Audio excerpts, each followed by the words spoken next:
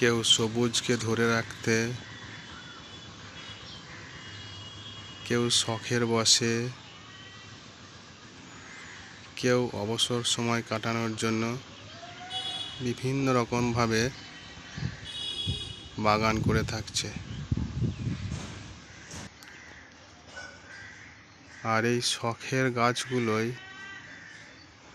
যখন ফুল আসে, এই ফুলগুলো দেখে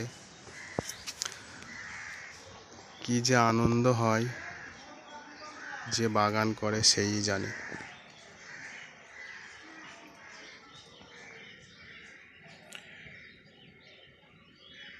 আর এই ফুলগুলো যদি ফলে পরিণত না হয়ে ঝরে যায়,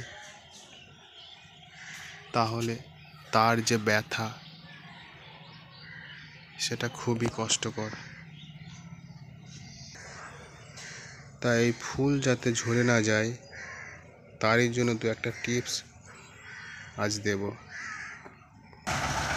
চলুন ভিডিওটা না টেনে দেখা যাক, আশা করি সকলের কাজে আসবে। সুপ্রিয় দর্শক, আপনাদের স্বাগত। আমরা যারা ছাদে বাগান করছি,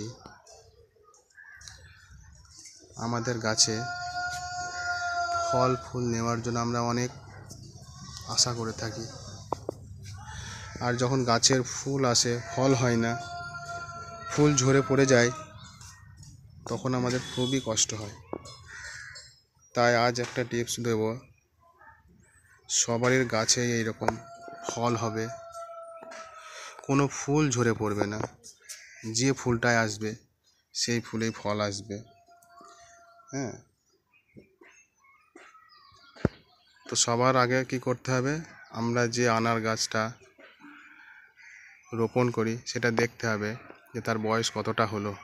সেটা মোটামুটি আমাদেরকে 1 বছর 1.5 বছর ফল ফুল নিতে গেলে হবে না,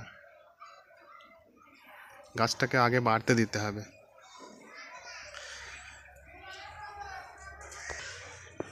তারপরে গাছটা যখন একটু বড় হবে, তখন আমরা ফল ফুল নেব। গাছে যখন ফুল আসবে, তখন আমরা 10 দিন 15 দিন অন্তর অন্তর ফাঙ্গিসাইড স্প্রে করব, আর একটা করে পিজিআর স্প্রে করব।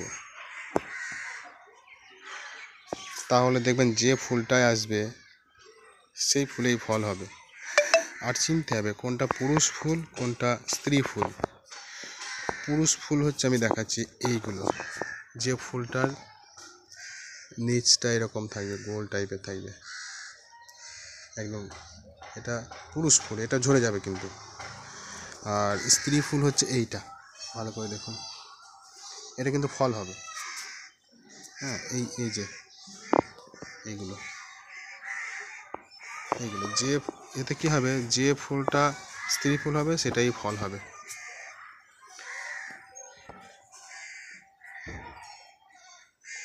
আর মাঝে মধ্যে একটু 0050 স্প্রে করবেন।